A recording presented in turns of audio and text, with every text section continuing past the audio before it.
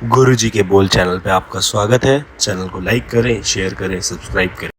जय गुरु जी संगत जी, गुरु जी के बोल चैनल पर आपका स्वागत है।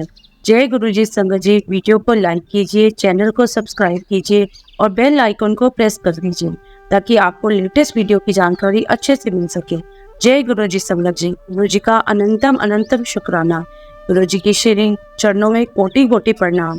गुरु जी की प्यारी प्यारी संगत को जय गुरु जी। संगत जी, आज का सत्संग बहुत सुंदर है, बहुत खास है। संगत जी, इस जनवरी को आप बहुत इंजॉय करेंगे और बहुत कुछ आपको सीखने को भी मिलेगा और आपके कई सारे सवालों के जवाब भी मिलेंगे और गुरु जी के नित्य नए चमत्कार से आपको रूबरू होंगे। संगत जी, इसलिए सत्संग को आप अंत तक पूरा सुने और सत्संग को अधूरा ना छोड़े। अगर आप भी अपना सत्संग शेयर करना चाहते हैं तो आप इसको लिखकर हिंदी में ईमेल आईडी और आंटी का सत्संग जो है उस पर सत्संग शेयर कर सकते हैं। जय गुरु जी संगत जी, बहुत बहुत प्रणाम। मेरा आप सबको संगत जी, मैं आप गुरु जी को पिछले 40 सालों से जानती हूँ। उनसे जो मेरा कांटेक्ट हुआ, कनेक्शन हुआ, उनके साथ मेरे जो एक्सपीरियंस रहे वह मैं आपको के साथ आज शेयर करूँगी संगत जी। 1979 में हमारा एक बहुत बड़ा हादसा हुआ था। हमारी गाड़ी की टक्कर हो गई थी। हम चंडीगढ़ से दिल्ली जा रहे थे और ट्रक ने हमारी गाड़ी को बहुत तेज टक्कर मारी और मेरे हस्बैंड कपिला साहब की 12 हड्डियां पसलियां टूट गई थी। सिर फट गया था, काफ़ी सीरियस हो गए थे। तो हम अम्बाला में किसी नर्सिंग होम में वापस घर आ रहे थे। जब हम घर आ रहे थे, जब कपिला साहब चंडीगढ़ में पोस्टेड थे, वहाँ पर एक सेक्रेटरी थी। तो इनके डिपार्टमेंट में एक बाबू था। तो उसने इन्हें कहा कि साहब, अगर आप कहें तो मैं एक लड़के को भेजता हूँ जो अभी अभी उसने अपनी साधना खत्म की और कहते हैं उनके बारे में सुना है, उनके हाथ में बड़ी शफा है, आपको तकलीफ है, देखिए जरा, अगर आपको आराम आता हो तो। उन्होंने कहा कि ठीक है, भेजो। अब संगत जी, दूसरे तीसरे दिन एक लड़के ने आके घर के दरवाजे की घंटी बजाई। एक जवान सा लड़का था, उस शर्ट ट्राउजर्स पहने हुए थे, लंबे बाल भी थे। मैंने दरवाजा खोला, मैंने पूछा आप कौन हैं? तो कहता है कि मैं निर्मल सिंह हूँ, मुझे कपिला साहब से मिलना है। मेरे हस्बैंड ऊपर लेटे हुए थे, इनकी काफ़ी सारी हड्डियाँ टूट गई थी, काफ़ी सारा फ्रैक्चर हुआ था और इनको सांस लेने में काफ़ी तकलीफ थी और डॉक्टर ने कहा था कि इनको ठीक होने में 6 महीने तो कम से कम लगेंगे। अब गुरुजी अंदर आए और उनके बिस्तर पे जाके बैठ गए और बोला कि आप अपनी कमीज उतारो और बोला कि अपने सारे जख्म दिखाओ। तो कपिला साहब ने भी अपनी शर्ट निकाल के अपनी सारी इंजरी दिखाई और फिर गुरुजी ने इनके सारे जख्मों पर हाथ फेरा और मुझसे कहा कि उषा आंटी, एक उड़द की दाल की रोटी बना के रख, मैं शाम को आऊँगा। अब शाम को 5 बजे गुरुजी आए और मैं थाली में उड़द की दाल की रोटी लेकर आई। अब गुरुजी ने उस रोटी को इनके चेस्ट पे रख दिया और मैं थाली पकड़ के देखने लगी कि देखती हूँ कि करते क्या हैं गुरुजी। और जो थाली में मैंने पकड़ी हुई थी संगत जी, उस थाली में मिश्री का पहाड़ बन गया और मैं इतना डर गई कि ये प्रसाद, यह मिश्री आई कहाँ से। गुरुजी बैठे थे बिस्तर पर और मैं खड़ी थी दरवाजे के पास। किसी ने डाली नहीं और हवा में से मेरा थाल मिश्री से भर गया। अब संगत जी, मुझे बहुत डर लगा क्योंकि संगत जी, इस तरह की कोई भी चीज़ ना तो मैंने की थी ना सुनी थी और संगत जी, डर के कारण मैंने वह मिश्री उठा के बाहर फेंक दी। रोज 5 बजे आने का सिलसिला चलता रहा। रोज आते थे, इनके जख्मों पर हाथ के पट्टे थे, जहाँ जहाँ इनको इंजरी थी वहाँ वहाँ गुरुजी हाथ फेरते रहे और मेरे हस्बैंड को आराम आता रहा। और सबसे बड़ा आश्चर्य तो यह हुआ संगत जी कि 7वें दिन कपिला साहब अपने ऑफिस चले गए, जबकि डॉक्टर ने कहा था कि आपको महीने 1.5 महीने की छुट्टी लेनी पड़ेगी, आप बैठ भी नहीं पाओगे। और संगत जी, 7वें दिन ये ऑफिस चले गए और इन्होंने कभी यह नहीं कहा कि मुझे यहाँ दर्द है, वहाँ दर्द है। और संगत जी, बस फिर गुरुजी आते रहे घर पर बच्चों की तरह, लड़कों की तरह, और हम लोग यह नहीं जान पाए कि वे वो बहुत बड़े संत हैं। गुरुजी हंसते रहते थे, बातें करते रहते थे।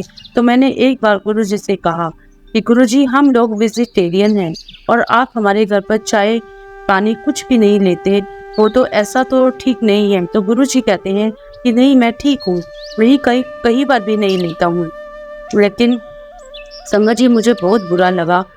गुरुजी आते थे, 1 घंटा लगाते थे, मालिश करते थे, जो भी कुछ करते थे बहुत कंफर्टेबल, जो भी करते थे बहुत कंफर्टेबल करते थे। कोई स्ट्रेन नहीं था, ना उन पर ना हम पर। अब संगत जी ऐसे ही गुरुजी 1 महीने तक आते रहे और एक दिन हम लोग सब ड्राइंग रूम में बैठे हुए थे, कपिला साहब भी बैठे हुए थे, क्योंकि इन्हें कोई दर्द नहीं था। और इतने में गुरुजी ने अपने दोनों हाथ मले और जैसे ही गुरुजी ने दोनों हाथ मले, ऊपर छत से नोटों की बारिश होने लगी। और संगत जी जो नोट बरस रहे थे वो रुपए के नोट थे, और नोट ऐसे कि जैसे अभी अभी बनकर आए हो, छप कर आए हो।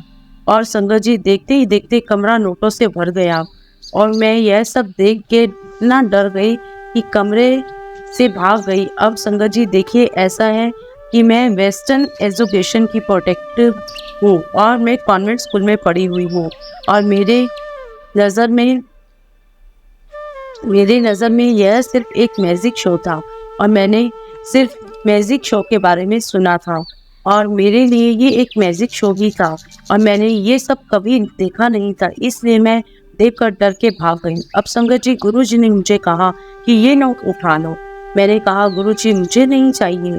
आफ्टर ऑल संगत जी मैं भी 39 ईयर्स ओल्ड थी, और मुझे भी इतनी समझ नहीं थी कि, और ना ही गुरुजी ने कभी कोई ऐसी कोई भी बात की हो, ना ही कोई गुरुजी के ने कोई गुरु वाली ऐसी बात की कि मैं उन्हें समझ पाऊँ। मैंने पहचाना ही नहीं कि उनकी असलियत क्या थी। तो गुरुजी ने मुझे कहा कि नोट को उठा लो और रख लो। तो मैंने कहा गुरुजी नहीं, मुझे नहीं चाहिए। तो गुरुजी ने बोला कि नहीं, उठा लो सारे नोट। अब संगत जी मैंने सारे नोट उठाए और सारे नोटों को गड्डी बन गई, और गड्डी मैंने गुरुजी के सामने आगे कर दी। तो गुरुजी ने मुझे कहा कि नहीं, ये तुम रखो। और मैंने कहा कि नहीं गुरुजी, ये आप रखिए, मैं नहीं रखूंगी। और अब गुरुजी मुझसे कहने लगे कि इन नोटों को तेरे खजाने में रख दे, तेरा खजाना कभी खाली नहीं होगा। संगत जी गुरुजी को यह बात बहुत अच्छे से पता थी कि कपिला साहब बहुत ऑनेस्ट और एक ब्राइट ऑफिसर थे, एक ईमानदार ऑफिसर थे, और हमारे पास सिवाय सैलरी के कुछ भी नहीं था।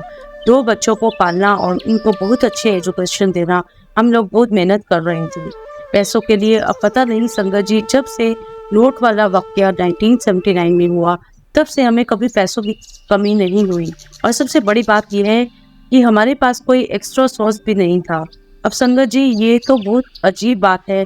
संगत जी यह बात मैं मानती हूँ कि करिश्मा तो है, वो यह बात मैंने किसी को बताई भी नहीं है, और आज भी वो नोट नए के नए जैसे मेरे पास डिब्बे में रखे हुए हैं।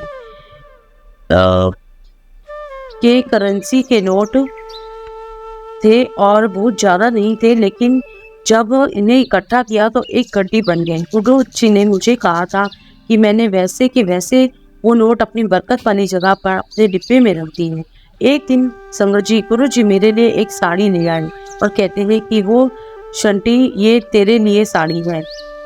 मैंने कहा कि मैं नहीं पहनती ऐसी साड़ियाँ, मैं क्या करूँगी, मेरे पास तो ऐसी बहुत साड़ियाँ हैं। तो गुरुजी कहने लगे कि नहीं नहीं, ये साड़ी ले ले, रख ले तो पहनना। अब गुरुजी बोलते हैं कि मैं तो रख के जा रहा हूँ, मैं तो पहनता नहीं। और संगत जी फिर मैं सोचती रही कि क्या करूँ क्या ना करूँ। फिर मैंने वो साड़ी रख ली और फिर मैंने उस साड़ी को पहनना शुरू कर किया। मैंने सोचा कि उन्होंने दी है, जॉर्जेट की साड़ी थी, मैंने पहनना शुरू कर दिया।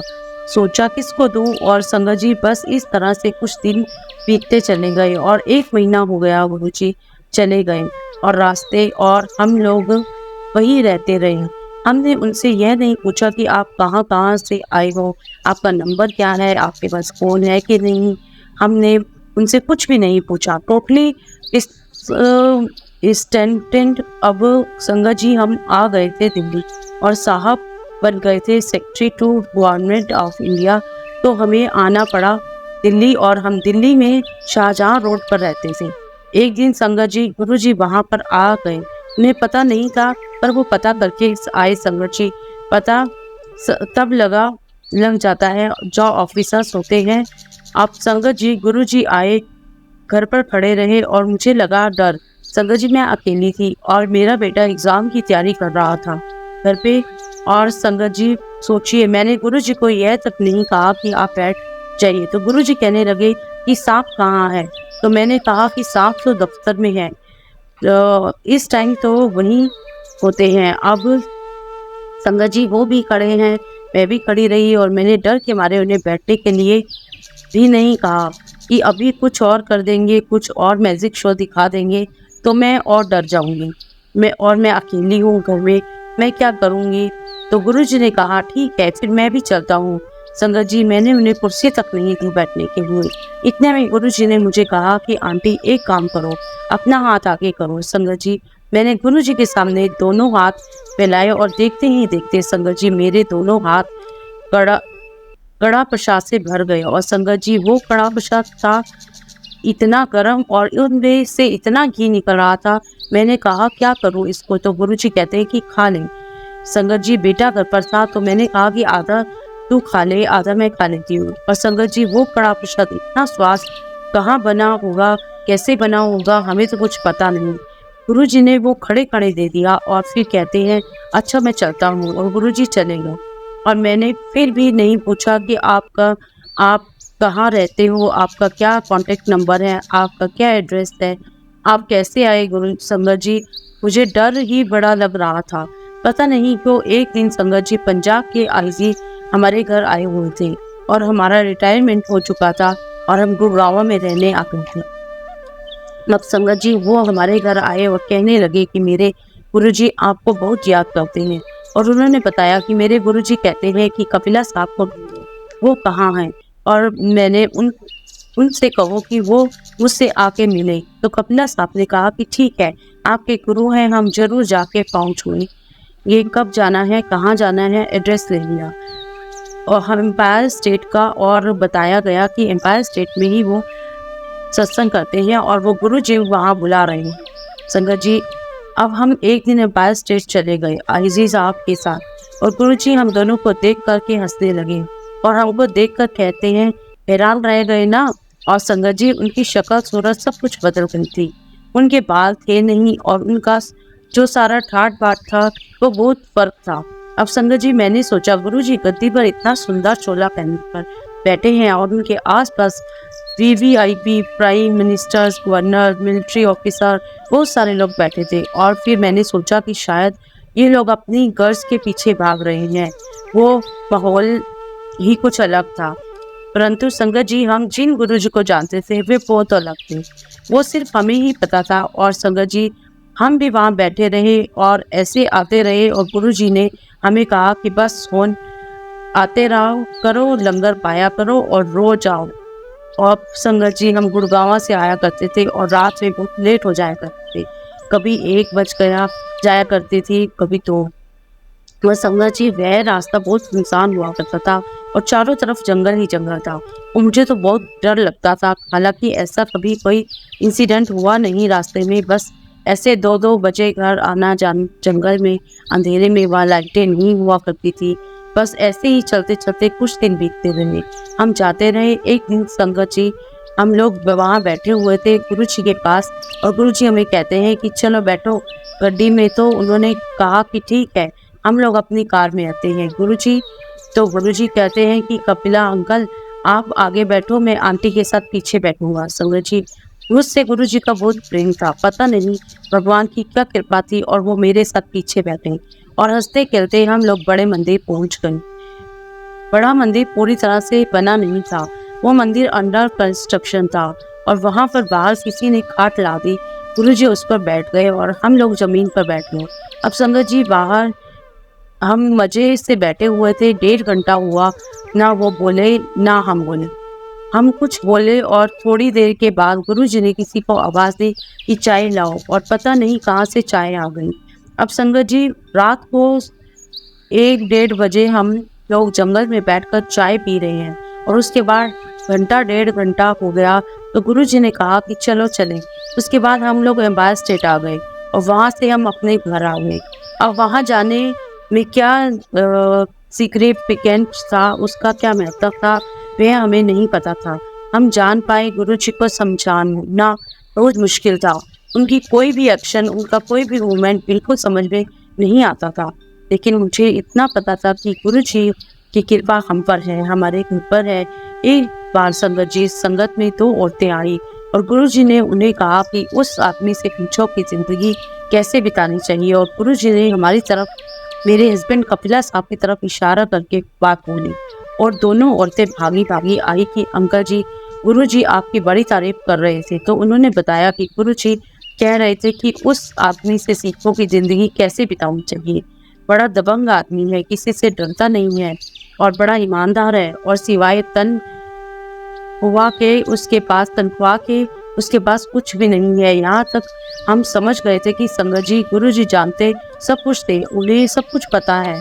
गुरुजी जानते हमें क्या चाहिए क्या नहीं चाहिए। गुरुजी नॉन आवर नीड्स। और आज मैं इस यकीन के साथ कह सकती हूँ संगत जी की जो ईश्वर थे वो गुरुजी ही थे। और संगत जी, कभी गुरुजी से कुछ मांगने की ज़रूरत ही नहीं पड़ी। जो हमें चाहिए था वो गुरुजी ने अपने आप दिया। जी हमारी याद में, हमारे साथ, हमारे प्रेम में हमेशा रहेंगे। संगत जी, एक बार मेरी डॉटर अमेरिका में पढ़ रही थी, उसने वहाँ जाकर के PhD किया। और संगत जी, मेरी बेटी मार्केट में जॉब कर रही थी, बहुत ढूंढ रही थी जॉब। अब संगत जी, मेरी बेटी का कोई फ़ोन नहीं आया और हम लोग बहुत चिंता में थे, बहुत वरी में थे कि कहाँ गई, क्या हुआ। अब उसका फ़ोन 15-20 दिन तक नहीं आया, जबकि उसका फ़ोन हर हफ्ते आया करता था। और संगत जी, हम इधर बहुत वरी थे उसके लिए, लेकिन हमने गुरुजी से कुछ नहीं कहा। हम सत्संग में जाया करते थे, हाँ एम्पायर स्टेट की बिल्डिंग और कहाँ गुरुद्वारा। अब रात के 8 बज चुके थे। हम 8 बजे मार्केट से आए, नहाए धोए और हम गुरुजी के पास पहुँच गए। अब गुरुजी अपने कमरे में बैठे हुए थे और कुछ लोग वहाँ पर बैठे हुए थे। आमतौर पर संगत जी, उस दिन उन्होंने मोबाइल को कोट की जेब में डाल रखा था और साइलेंट नहीं किया था। अब संगत जी, हम जैसे वहाँ पहुँचे तो कोई हमें गुरुजी के रूम तक ले गया और जैसे ही उन्होंने कमरे में पैर रखा, वैसे ही मोबाइल की घंटी बज गई और गुरुजी अंदर कमरे में बैठे हुए थे। और गुरुजी कहते हैं कि ये लो जी, आ गया सूची का फ़ोन। अब देखिए संगत जी, जैसे ही मेरे हस्बैंड ने बाहर जाके फ़ोन सुना तो फ़ोन मेरी बेटी का ही था। कितनी बड़ी बात है, हमने गुरुजी को तो बताया ही तक नहीं था। संगत जी, एक बार मेरी बेटी अमेरिका से आई थी, तब हम लोग सत्संग में बैठे थे तो गुरुजी उसको कहते हैं कि चल तू मेरे साथ कल चंडीगढ़ चल, किसी की शादी थी। अब संगत जी, मेरी बेटी हमारी तरफ देखने लगी, क्योंकि उसे तो कुछ भी पता नहीं था। जो कुछ भी उसे पता था वह उसने हमारे मुंह से सुना था। इतने में गुरुजी मेरे बेटे को भी कहने लगे कि चल तू भी चल। अब संगत जी, जब बच्चे थोड़े से लेक्टो में तुम्हारे ले जाऊंगा, और गुरुजी बच्चों को ले गए, अपने साथ ही रखा, खिलाया पिलाया और बहुत प्यार किया। गुरुजी ने बच्चों को, संगत जी मुझे लगता है कि हम क्या कर्म करके आए हैं, पिछले जन्म में क्या गलती होती है, इस जन्म में गुरुजी सारे कर्म काट देते हैं। यह सारे कर्म उनका साथ, ये सारे जो कर्म हमारे करते हैं ना संगत जी, गुरुजी के साथ से, गुरुजी की संगत से और गुरुजी की असीम कृपा से कट जाते हैं। इसलिए संगत जी, सत्संग करती हूँ, उनका ध्यान करती हूँ। और संगत जी, कई दफ़ा मुझे चंदन की, गुलाबों की कई दफ़ा खुशबू आती रहती है कमरों में, तो मुझे लगता है कि गुरुजी मेरे पास ही हैं, कहीं पर भी नहीं गए हैं। संगत जी, मेरे हस्बैंड की डेथ को 14 साल हो गए हैं, लेकिन मैंने कभी अकेलापन महसूस नहीं किया, अनाथ महसूस नहीं किया। और गुरुजी की कृपा से मेरी ज़िंदगी पटरी पर है और बहुत सुंदर है, बहुत प्यारी है। और बस, और मैं क्या कहूँ, अब मैं आ लूँगी क्या। जय गुरुजी, शुक्राना गुरुजी। संगत जी, अब आगे का सत्संग मेरा बेटा शेयर करेगा। जय गुरुजी, शुक्राना गुरुजी। जैसा कि मेरी मम्मी ने बहुत सारे आशीर्वाद गुरुजी के जो हम पर रहे, आप सबके साथ शेयर किए। मिरेकल्स तो हमारी लाइफ में बहुत सारे हैं, हम सभी को बहुत सारे मिरेकल्स एक्सपीरियंस हुए हैं। संगत जी, हम लोग गाड़ी में शायद लुधियाना या जलंधर जा रहे थे और हमारी गाड़ी का जो पेट्रोल है वो ऑलमोस्ट ख़त्म हो चुका था। तो संगत जी, आप बिलीव नहीं करोगे, और हमें भी समझ में नहीं आया कि पेट्रोल गाड़ी में था या नहीं। और लगातार पेट्रोल की जो नीडल है वह लगातार बढ़ रही थी। आप जनरेट करते वो तो नॉर्मली बढ़ता है, लेकिन वह लगातार बढ़ता जा रहा था। और कई बार गुरुजी ने हमें इस बात का एहसास कराया है कि गुरुजी सिर्फ नॉर्मली मोर्टल नहीं है, अमर नहीं है। गुरुजी ह्यूमन बीइंग से कहीं फॉर बियॉन्ड है and Guru ji is the manifestation of God. जैसा कि संगत जी मेरी मम्मी ने बताया कि हम लोग तो काफ़ी टाइम लगा गुरु जी को समझने में। इनिशियल हम गुरु जी को नहीं समझ पाए थे and sangat ji we are very slow to believe, लेकिन हम समझ में आ गया है कि गुरु जी पर विश्वास करने से एक सुख और शांति ज़रूर मिलती है।